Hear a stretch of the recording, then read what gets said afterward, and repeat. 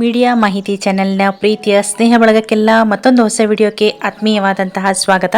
ಸ್ನೇಹಿತರೆ, ಕಳೆದ ಕೆಲವು ದಿನಗಳಿಂದ ನಮ್ಮ ರಾಜ್ಯ ಸರ್ಕಾರದವರು BPL ಕಾರ್ಡುಗಳ ಪರಿಷ್ಕರಣೆಯನ್ನು ಪ್ರಾರಂಭ ಮಾಡಿ ಅನರ್ಹ BPL ಕಾರ್ಡುಗಳನ್ನು ರದ್ದು ಮಾಡ್ತಾ ಬರ್ತಾ ಇದ್ದಾರೆ. ಈ ಒಂದು ಪ್ರಕ್ರಿಯೆಯಲ್ಲಿ ಸಾಕಷ್ಟು ಅರ್ಹ BPL ಕಾರ್ಡುಗಳು ಅಂದರೆ BPL ಕಾರ್ಡುಗಳನ್ನು ಪಡೆದುಕೊಳ್ಳಲಿಕ್ಕೆ ಅರ್ಹತೆಯನ್ನು ಹೊಂದಿದಂತಹ ಬಡವರ BPL ಕಾರ್ಡುಗಳು ಕೂಡ ರದ್ದಾಗ್ತಾ ಬಂದಿವೆ. ಹಾಗಾಗಿ ನಿಜವಾಗಿಯೂ BPL ಕಾರ್ಡುಗಳನ್ನು ಹೊಂದಲಿಕ್ಕೆ ಅರ್ಹತೆಯನ್ನು ಹೊಂದಿದಂಥವರಿಗೆ ಇದು ಸಾಕಷ್ಟು ತಲೆನೋವಾಗಿ ಕಾಡ್ತಾ ಇದೆ. ಯಾಕಂತಂದರೆ BPL ಕಾರ್ಡುಗಳು ರದ್ದಾಗಿರೋದರಿಂದ ಅವರಿಗೆ ಬರಬೇಕಾಗಿರತಕ್ಕಂತಹ ಒಂದು ಪಡಿತರ ಏನಿದೆ ಈಗಾಗಲೇ 2-3 ತಿಂಗಳಿಂದ ಅವರ ಒಂದು ಕುಟುಂಬಕ್ಕೆ ಸಿಗ್ತಾ ಇಲ್ಲ. ಹಾಗಾಗಿ ಇದು ತೀವ್ರ ಒಂದು ಜನಾಕ್ರೋಶಕ್ಕೂ ಕೂಡ ಕಾರಣ ಆಗಿದೆ. ಹಾಗಾದರೆ ನಿಜವಾಗಿಯೂ BPL ಕಾರ್ಡುಗಳನ್ನು ಹೊಂದಲಿಕ್ಕೆ ಅರ್ಹತೆಯನ್ನು ಹೊಂದಿರುವಂತಹ ಜನಗಳ BPL ಕಾರ್ಡು ರದ್ದಾಗಲಿಕ್ಕೆ ಇರುವಂತಹ ನಿಜವಾದ ಕಾರಣಗಳೇನು, ಸರ್ಕಾರದಿಂದ ಆಗ್ತಾ ಇರತಕ್ಕಂತಹ ಎಡವಟ್ಟುಗಳೇನು, ಸಂಬಂಧಪಟ್ಟ ಇಲಾಖೆಗಳಿಂದ ದಾಖಲೆಗಳನ್ನು ಪರಿಶೀಲನೆಗಾಗಿ ತೆಗೆದುಕೊಂಡಂತಹ ದಾಖಲೆಗಳಲ್ಲಿ ಆಗಿರ್ತಕ್ಕಂತಹ ತೊಂದರೆಗಳೇನು, ಎಡವಟ್ಟುಗಳೇನು, ಯಾವ ಕಾರಣಗಳಿಂದ ಈ ಒಂದು ಬಡ ಜನರ BPL ಕಾರ್ಡುಗಳು ಕೂಡ ರದ್ದಾಗಿದ್ದಾವೆ ಅನ್ನೋದ್ರ ಬಗ್ಗೆ ಸಂಪೂರ್ಣ ಮಾಹಿತಿಯನ್ನು ನಾನು ಈ ವಿಡಿಯೋದಲ್ಲಿ ಕೊಡ್ತೇನೆ. ಯಾರೆಲ್ಲ ಈವರೆಗೂ ನಮ್ಮ ಚಾನೆಲ್ನ ಸಬ್ಸ್ಕ್ರೈಬ್ ಮಾಡ್ಕೊಂಡಿಲ್ಲವೋ ಈಗಲೇ ಸಬ್ಸ್ಕ್ರೈಬ್ ಮಾಡಿಕೊಂಡು ಬೆಲ್ ಬಟನ್ನ ಪ್ರೆಸ್ ಮಾಡ್ಕೊಳ್ಳಿ. ಹಾಗೂ ಬರ್ತಾ ಇರತಕ್ಕಂತಹ ವಿಡಿಯೋಗಳನ್ನು ಲೈಕ್ ಮಾಡಿ, ಶೇರ್ ಮಾಡಿ, ಹಾಗೂ ಕಾಮೆಂಟ್ನಲ್ಲಿ ನಿಮ್ಮ ಅಭಿಪ್ರಾಯಗಳನ್ನು ತಿಳಿಸಿ. ಸ್ನೇಹಿತರೆ, ನಮ್ಮ ಈ ವಿಡಿಯೋಗಳಲ್ಲಿ ರಾಜ್ಯ ಸರ್ಕಾರದಿಂದ ಮತ್ತು ಕೇಂದ್ರ ಸರ್ಕಾರದಿಂದ ಬರ್ತಾ ಇರತಕ್ಕಂತಹ ಎಲ್ಲ ಸೌಲಭ್ಯಗಳು ಹಾಗೂ ಯೋಜನೆಗಳ ಬಗ್ಗೆ ಸಂಪೂರ್ಣ ಮಾಹಿತಿಯನ್ನು ನೀವು ಪಡ್ಕೋಬಹುದು. ಸ್ನೇಹಿತರೆ, ನಮ್ಮ ಎಲ್ಲರಿಗೂ ತಿಳಿದಿರುವಂತೆ BPL ಕಾರ್ಡ್ಗಳನ್ನು ಹೊಂದಿದಂತಹ ಫಲಾನುಭವಿಗಳಿಗೆ ಅಕ್ಕಿ ಮಾತ್ರವಲ್ಲದೆ ಈ ಒಂದು ಆಸ್ಪತ್ರೆಗಾಗಲಿ, ಔಷಧಕ್ಕಾಗಲಿ ಮತ್ತು ಇನ್ನಿತರ ಎಲ್ಲ ಸೌಲಭ್ಯಗಳಿಗೂ ಕೂಡ BPL ಕಾರ್ಡು ಕಂಪಲ್ಸರಿ ಆಗಿರೋದರಿಂದ ಈ BPL ಕಾರ್ಡಿನ ರದ್ದತಿಯಿಂದ ಎಲ್ಲ ಸೌಲಭ್ಯಗಳು ಕೂಡ ಬಡವರ ಪಾಲಿನಿಂದ ದೂರಾದಂತೆ ಆಗುತ್ತೆ. ಸಾಕಷ್ಟು ಜನ ನಿಜವಾದ BPL ಫಲಾನುಭವಿಗಳು ಈಗಾಗಲೇ ಆಹಾರ ಇಲಾಖೆಗೆ ಬಂದು ತಮ್ಮ BPL ಕಾರ್ಡು ರದ್ದಾಗಿರುವ ಬಗ್ಗೆ ಮಾಹಿತಿಯನ್ನು ನೀಡಿ ಗೋಳಾಡುವಂತಹ ದೃಶ್ಯ ಈಗ ಎಲ್ಲ ಕಡೆಯೂ ಕಂಡು ಬರ್ತಾ ಇದೆ. ಸರ್ಕಾರದವರು ಹೇಳ್ತಾ ಇರುವ ಪ್ರಕಾರ ಅನರ್ಹ BPL ಕಾರ್ಡುಗಳನ್ನು ಮಾತ್ರ ನಾವು ರದ್ದು ಮಾಡ್ತಾ ಇದ್ದೇವೆ ಅಂತಂದರೆ ಈ ಒಂದು ಟ್ಯಾಕ್ಸನ್ನು ಪೇ ಮಾಡ್ತಾ ಇರೋರು, ಇನ್ಕಮ್ ಟ್ಯಾಕ್ಸನ್ನು ಪೇ ಮಾಡ್ತಾ ಇರೋರು ಹಾಗೂ ಈ ಒಂದು ಮಾನದಂಡಗಳ ಅಡಿಯಲ್ಲಿ ಅಂದರೆ BPL ಕಾರ್ಡುಗಳನ್ನು ಪಡೆದುಕೊಳ್ಳಲಿಕ್ಕೆ ಸರ್ಕಾರ ನಿರ್ಧಾರ ಪಡಿಸಿದಂತಹ ಈ ಒಂದು ಮಾನದಂಡಗಳ ಅಡಿಯಲ್ಲಿ ಬರದೇ ಇರತಕ್ಕಂತಹವರ ಒಂದು ಕಾರ್ಡುಗಳನ್ನು ಮಾತ್ರ ನಾವು ರದ್ದು ಮಾಡ್ತಾ ಇದ್ದೀವಿ ಅಂತ ಹೇಳ್ತಾ ಇದ್ದಾರೆ.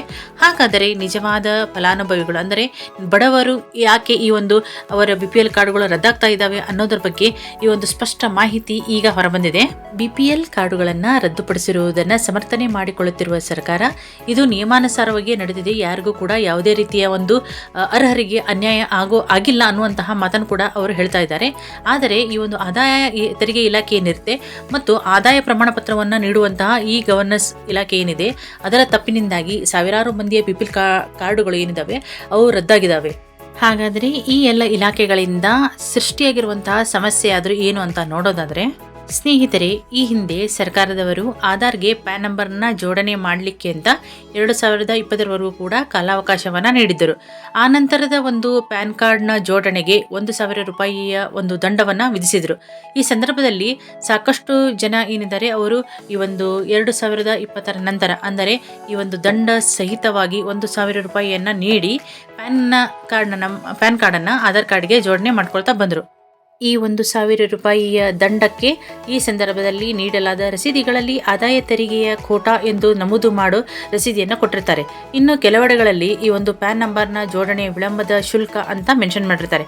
ಹಾಗಾದರೆ ಈ ಎರಡೂ ರೂಪದಲ್ಲಿ ಪಾವತಿ ಆಗಿರ್ತಕ್ಕಂತಹ ಹಣ ಏನಿದೆ ಅದು ಆದಾಯ ತೆರಿಗೆ ಇಲಾಖೆಗೆ ಜಮೆ ಆಗಿರುತ್ತೆ. ಹಾಗಾಗಿ ಈ ಸಂದರ್ಭದಲ್ಲಿ ಈ ಗವರ್ನೆನ್ಸ್ ಕುಟುಂಬ ಒಂದು ತಂತ್ರಾಂಶ ಏನಿದೆ ಅದರಲ್ಲಿ ಸರಿಯಾಗಿ ಗುರುತಿಸಿ ಜೋಡಣೆಯನ್ನು ಮಾಡಿದಂತಹ ಈ ಪರಿಣಾಮವಾಗಿ ಈ ಒಂದು ದಂಡ ಕಟ್ಟಿದವರನ್ನ ಆದಾಯ ತೆರಿಗೆಯನ್ನು ಪಾವತಿ ಮಾಡುವಂತಹರ ಪಟ್ಟಿಗೆ ಸೇರಿಸಿಬಿಡ್ತಾರೆ.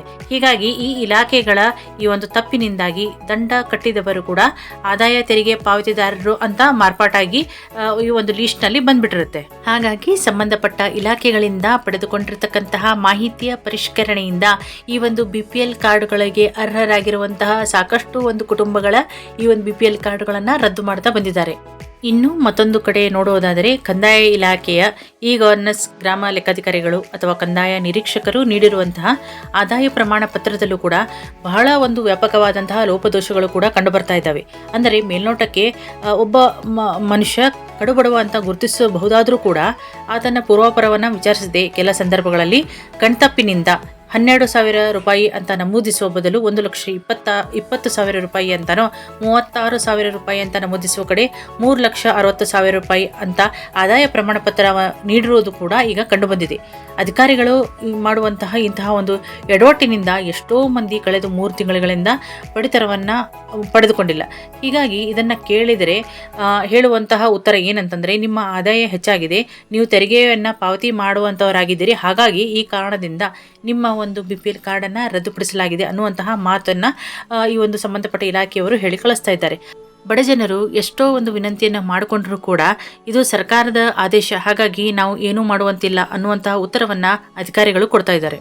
ಸ್ನೇಹಿತರೆ, ಈ ಗವರ್ನೆನ್ಸ್ ಕುಟುಂಬ ತಂತ್ರಾಂಶ ಸರಿಯಾಗಿ ಗುರುತಿಸಿದ್ದರೆ ದಂಡ ಕಟ್ಟಿ ಪ್ಯಾನ್ ನಂಬರ್ನ ಜೋಡಣೆ ಮಾಡಿಕೊಂಡಂತಹವರ ಆದಾಯ ತೆರಿಗೆ ಪಾವತಿದಾರರು ಅಂತ ಮಾರ್ಪಾಡು ಮಾಡಲಿಕ್ಕೆ ಅವಕಾಶ ಇರ್ತಿರಲಿಲ್ಲ. ಹಾಗಾಗಿ ಕೆಲ ಸಂದರ್ಭಗಳಲ್ಲಿ ಕಂದಾಯ ಇಲಾಖೆಯ ಗ್ರಾಮ ಲೆಕ್ಕಿಗರು ಹಾಗೂ ಕಂದಾಯ ನಿರೀಕ್ಷಕರೇನಿರ್ತಾರೆ ಅವರು ಕೊಡುವಂತಹ ಆದಾಯ ಪ್ರಮಾಣ ಪತ್ರ ಏನಿದೆ ಅದು ಕೂಡ ಕಣ್ತಪ್ಪಿನಿಂದ 1 ಹೆಚ್ಚಾಗಿ ಸೇರಿಸಿದ್ದು ಕೂಡ ಇದೆ. ಹೀಗಾಗಿ ಈ ಒಂದು BPL ಕಾರ್ಡುದಾರರಿಗೆ ಈ ಒಂದು ಅವರ ತಪ್ಪು ಕೂಡ ಒಂದು ಶಾಪವಾಗಿ ಕಾಡ್ತಾ ಇರೋದ್ರಿಂದ ಅವರು ಕೂಡ BPL ಕಾರ್ಡುಗಳಿಗೆ ಅನರ್ಹರಾಗಿ BPL ಕಾರ್ಡುಗಳನ್ನು ರದ್ದು ಮಾಡಿಸಿಕೊಳ್ಳುವಂತಹ ಪರಿಸ್ಥಿತಿಯಲ್ಲಿ ಇದ್ದಾರೆ. ಹಾಗಾಗಿ ಈ ಬಗ್ಗೆ ಸರಿಯಾದ ಒಂದು ಪರಾಮರ್ಶೆ ಆಗಬೇಕು ಅನ್ನುವಂಥದ್ದು ಪ್ರತಿಯೊಬ್ಬರ ಒಂದು ಬೇಡಿಕೆ ಕೂಡ ಆಗಿದೆ. BPL ಕಾರ್ಡು ರದ್ದುಗೊಂಡ ವಿಚಾರ ರಾಜ್ಯದಲ್ಲಿ ದೊಡ್ಡ ಸದ್ದು ಮಾಡುತ್ತಿದ್ದಂತೆಯೇ ಸಾಕಷ್ಟು ಜನರು ರದ್ದಾಗಿರುವ BPL ಕಾರ್ಡುಗಳನ್ನು ಹಿಡಿದು ಬೀದಿಗಿಳಿದು ಪ್ರತಿಭಟನೆಯನ್ನು ಮಾಡ್ತಾ ಇದ್ದಾರೆ. ಹಾಗಾಗಿ ಪ್ರತಿಪಕ್ಷಗಳು ಕೂಡ ಈ ವಿಷಯದಲ್ಲಿ ಸರ್ಕಾರದ ವಿರುದ್ಧ ಹೋರಾಟವನ್ನು ಮಾಡಲಿಕ್ಕೆ ಪ್ರಾರಂಭ ಮಾಡಿದ್ದಾವೆ. ಹಾಗಾಗಿ ಈ ಎಲ್ಲ ಗೊಂದಲಗಳ ಒಂದು ಹಿನ್ನೆಲೆಯಲ್ಲಿ ರಾಜ್ಯ ಸರ್ಕಾರದವರು BPL ಕಾರ್ಡುಗಳ ಒಂದು ಪರಿಷ್ಕರಣೆಯನ್ನು ಸ್ಥಗಿತಗೊಳಿಸುತ್ತೇವೆ ಅಂತ ಮಾಹಿತಿಯನ್ನು ನೀಡಿದ್ದಾರೆ. ಈ ಬಗ್ಗೆ ಸುದ್ದಿಗೋಷ್ಠಿಯಲ್ಲಿ ಮಾತನಾಡಿದಂತಹ ಆಹಾರ ಸಚಿವರಾದಂತಹ KH ಮುನಿಯಪ್ಪನವರು ಸದ್ಯಕ್ಕೆ ಈ ಒಂದು BPL ಕಾರ್ಡಿನ ಪರಿಷ್ಕರಣೆಯನ್ನು ಸ್ಥಗಿತಗೊಳಿಸುತ್ತೇವೆ ಮತ್ತು ರದ್ದಾಗಿರುವಂತಹ ಕಾರ್ಡುಗಳಿಗೂ ಕೂಡ ಪಡಿತರವನ್ನು ಕೊಡ್ತೇವೆ ಅನ್ನುವಂತಹ ಮಾಹಿತಿಯನ್ನು ನೀಡಿದ್ದಾರೆ. ಸರ್ಕಾರಿ ನೌಕರರು ಮತ್ತು ಆದಾಯ ತೆರಿಗೆಯನ್ನು ಪಾವತಿ ಮಾಡುವಂಥವರ BPL ಕಾರ್ಡುಗಳನ್ನು ಮಾತ್ರ ನಾವು ಪರಿಷ್ಕರಣೆ ಮಾಡುತ್ತೇವೆ ಅಂತ ಕೂಡ ತಿಳಿಸ್ತಾರೆ. ಜೊತೆಗೆ ರಾಜ್ಯದಲ್ಲಿ BPLನಿಂದ APL ಕಾರ್ಡಿಗೆ ಬದಲಾಗಿರುವ ಕಾರ್ಡುಗಳನ್ನು ತೆಗೆದುಕೊಂಡು ಹೋದರೂ ಕೂಡ ಅವರಿಗೆ ಒಂದು ಪಡಿತರವನ್ನು ನೀಡುವಂತಹ ವ್ಯವಸ್ಥೆಯನ್ನು ಮಾಡಲಾಗುತ್ತೆ ಅಂತ ಕೂಡ ಮಾಹಿತಿಯನ್ನು ನೀಡಿದ್ದಾರೆ. ಜೊತೆಗೆ 1 ವಾರದಲ್ಲಿ ಬದಲಾಗಿರುವಂತಹ ಅರ್ಹರ ರೇಷನ್ ಕಾರ್ಡುಗಳನ್ನು ಕೂಡ ವಾಪಸ್ ಕೊಡಲಾಗುತ್ತೆ ಅನ್ನುವಂತಹ ಮಾಹಿತಿಯನ್ನು ಕೂಡ KH ಮುನಿಯಪ್ಪನವರು ಈ ಒಂದು ಸಂದರ್ಭದಲ್ಲಿ ಹೇಳ್ತಾರೆ.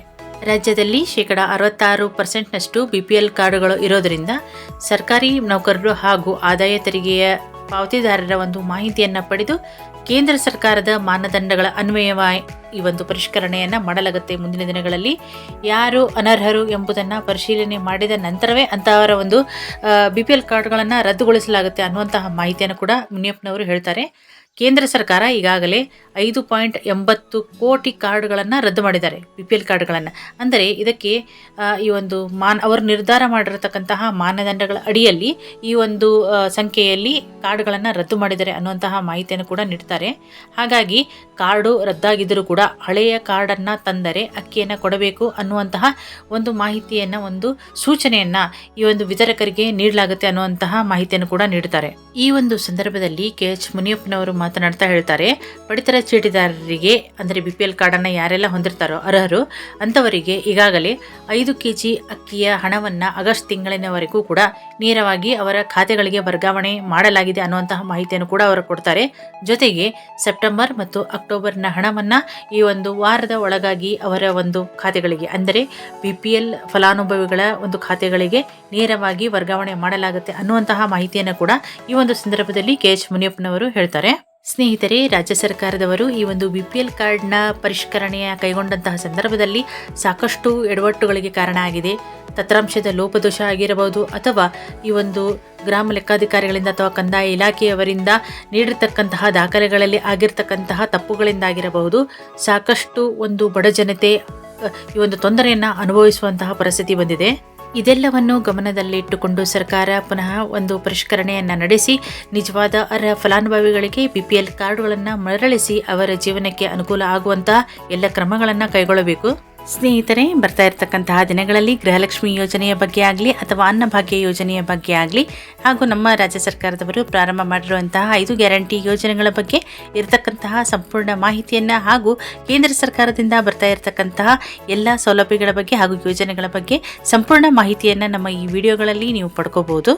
ಹಾಗಾಗಿ ಈಗಲೇ ನಮ್ಮ ಚಾನೆಲ್ನ ಸಬ್ಸ್ಕ್ರೈಬ್ ಮಾಡಿಕೊಂಡು ಬೆಲ್ ಬಟನ್ನ ಪ್ರೆಸ್ ಮಾಡ್ಕೊಳ್ಳಿ. ಹಾಗೂ ಬರ್ತಾ ಇರತಕ್ಕಂತಹ ವಿಡಿಯೋಗಳಿಗೆ ಲೈಕ್ ಮಾಡಿ ಹಾಗೂ ನಮ್ಮ ಈ ಚಾನೆಲ್ನ ಸಪೋರ್ಟ್ ಮಾಡಿ. ಸ್ನೇಹಿತರೆ, ವಿಡಿಯೋ ಎಲ್ಲರಿಗೂ ಇಷ್ಟ ಆಗಿದೆ ಅಂತ ಅನ್ಕೊಂಡಿದ್ದೀನಿ.